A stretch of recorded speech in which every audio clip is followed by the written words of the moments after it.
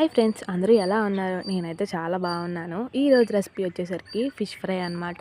Previous వీడియోస్లో నేను ఒక చేపల పులుసు వీడియో పెట్టాను. మీకు కనుక ఇంట్రెస్ట్ ఉంటే దాన్ని చూడండి. రెసిపీ విషయానికి వచ్చేస్తే ఎప్పుడైనా మనం ఫిషెస్ తీసుకున్నప్పుడు నీట్గా క్లీన్ చేసుకోవాలి. లేదంటే ఫ్రై అనేది ఎక్కువ డేస్ ఉండదు. నీట్గా క్లీన్ చేసి పెట్టుకున్న ఫిషెస్ మీద తడి అనేది లేకుండా చూసుకోవాలి. ఏదో టిష్యూతో కానీ క్లాత్తో కానీ ఆ తడి అంతా తీసేయాలి. ఎందుకు తడి ఉండకూడదని చెప్తున్నానంటే, లైక్ ఇప్పుడు ఫిష్ మనం ఆయిల్లో వేసినప్పుడు ఆ ఆయిల్ అనేది ఎక్కువ స్ప్లిట్ అవుతుంది, లేదా మన మొహం మీద పడుతుంది వచ్చి. సో అందుకని మనం తడి లేకుండా ఫిష్ అనేది వేసుకోవాలి ఆయిల్లో. మేమైతే కట్టెల పొయ్యి మీద చేస్తున్నాము. ఎందుకంటే గ్యాస్ స్టవ్ మీద చేస్తే ఖచ్చితంగా ఇంట్లో మొత్తం ఆయిల్ అనేది స్ప్లిట్ అవుతుంది. సో బయట అయితే ఏ ప్రాబ్లం ఉండదు కదా. ప్రాసెస్లోకి వచ్చేస్తే మనం ఫిష్ అన్ని ఫ్రై చేసేసుకున్న తర్వాత అదే ఆయిల్లో అల్లం వెల్లుల్లి పేస్ట్ వేసుకోవాలి. ఇంకా అల్లం వెల్లుల్లి పేస్ట్ అనేది మంచిగా ఆయిల్లో ఫ్రై అయినాక తర్వాత వీడియోలో చూపించిన ఇంగ్రీడియంట్స్ మొత్తం వేసుకోవాలి. లైక్ సాల్ట్, కారము, పసుపు అండ్ ధనియాల పౌడర్ ఎక్స్ట్రా వేసుకోవాలి. ధనియాల పౌడర్ ఇంకా మొత్తం అన్ని ఆయిల్లో వేసేసుకున్న తర్వాత మంచిగా మిక్స్ చేసుకోవాలి. మిక్స్ చేసుకున్నప్పుడు మనకి మంచిగా ఒక స్మెల్ వస్తుంది, చాలా బాగుంటుంది.